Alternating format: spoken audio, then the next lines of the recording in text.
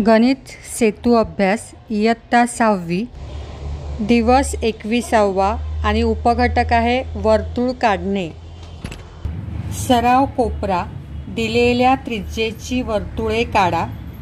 त्यातील पहिलं उदाहरण दिले त्यांनी 3 सेमी त्रिज्येचं आपल्याला वर्तुळ काढायचे।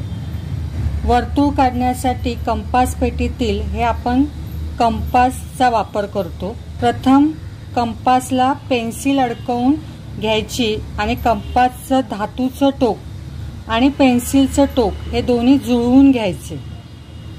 त्यानंतर आपल्याला 3 सेमी त्रिज्येचं वर्तुळ काढायचं आहे, म्हणून ह्या कंपासचं जे धातूचं टोक आहे आणि पेन्सिलचं टोक आहे ह्या दोघांमध्ये आपण पट्टीच्या सहाय्याने 3 सेमी एवढं अंतर घ्यायचं।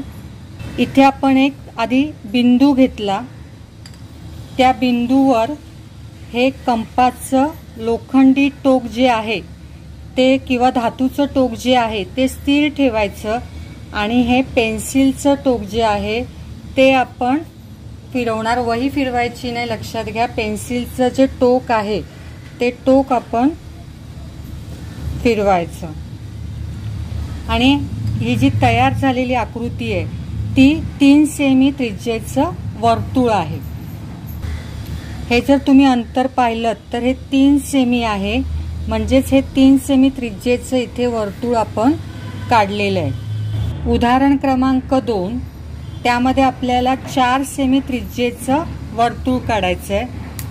4 सेमी त्रिज्येचं वर्तुळ काढण्यासाठी आपण हे जे कंपासचं जे धातूचं टोक आहे आणि पेन्सिलचं टोक आहे याच्यामध्ये पट्टीच्या सहाय्याने आपण 4 सेमी एवढं अंतर घेऊया। आधी सुरुवातीला लक्षात घ्या, हे दोन्ही जी टोकं आहेत ही जुळलेली पाहिजेत, व्यवस्थित काढायचे। तिथे आपण एक बिंदू घेतला, आधी पेन्सिलच्या सहाय्याने आपण तिथे एक बिंदू काढला। त्या बिंदूवर हे धातूचं टोक स्थिर ठेवायचं आणि हे जिथे पेन्सिल लावली आहे तेच टोक फक्त फिरवायचं। पट्टीच्या सहाय्याने पाहिलं तर इथे आपलं हे जे 4 सेमी त्रिज्येचं वर्तुळ काढून पूर्ण झालेलं आहे।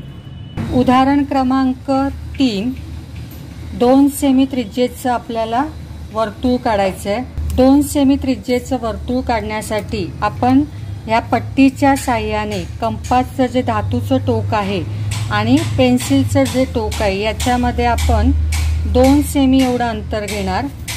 इथे एक बिंदू घ्यायचा, त्या बिंदूवर हे कंपासचं जे धातूचं टोक आहे ते स्थिर ठेवायचं, ते हलवायचं नाही। आपण नुसतं पेन्सिलचं टोक हलवून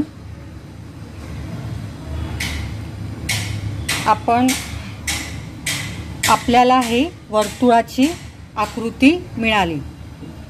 आपण पट्टीच्या सहाय्याने पाहिलं तर इथे आपल्याला ही 2 सेमी लांबीची त्रिज्या मिळेल।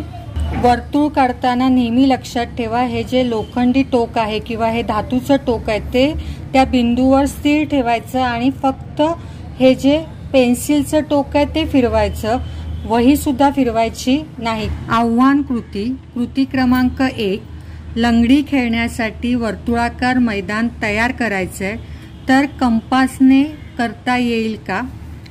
नसल्यास कोणत्या साहित्याच्या मदतीने करता येईल?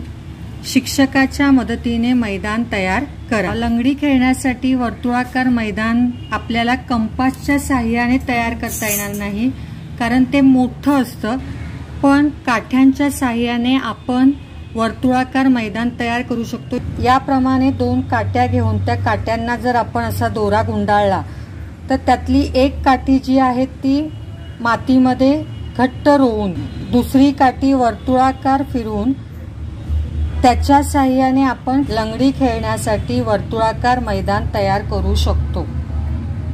कृती क्रमांक 2 वेगवेगळ्या प्लेटच्या मदतीने वर्तुळाकार कागद कापा, त्यास घड्या घालून पुढील बाबी दाखवा।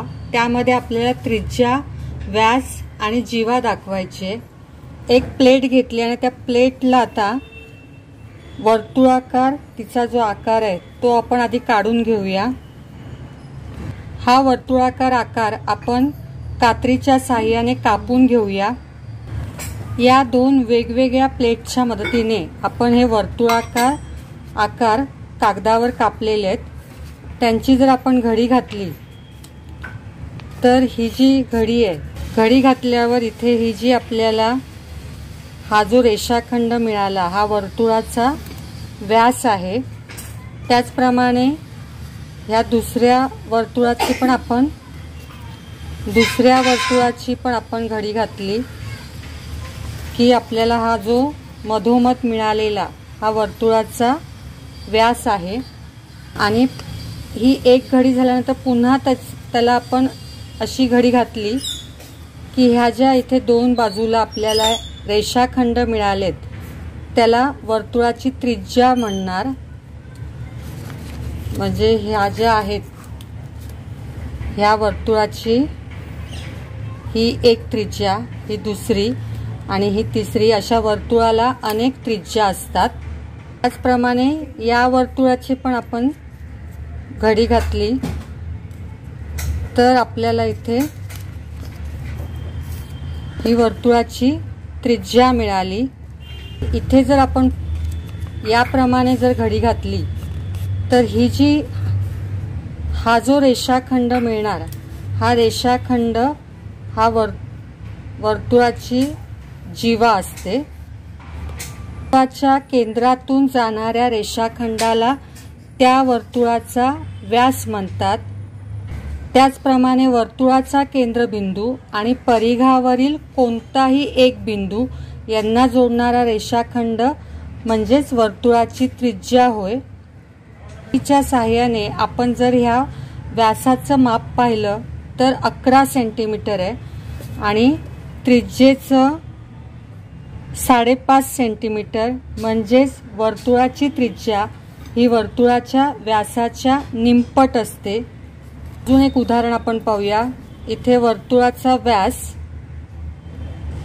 हा 6 सेंटीमीटर आहे आणि त्याची त्रिज्या ही 3 सेंटीमीटर आहे।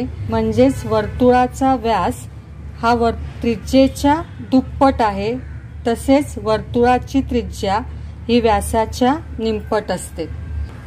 पहिल्या ह्या वर्तुळाकार कागदातील व्यासाचं माप आहे 11 सेंटीमीटर आणि त्याच्या निम्म 6.5 सेंटीमीटर म्हणजे 6.5 सेंटीमीटर हे त्रिज्येचं माप आहे।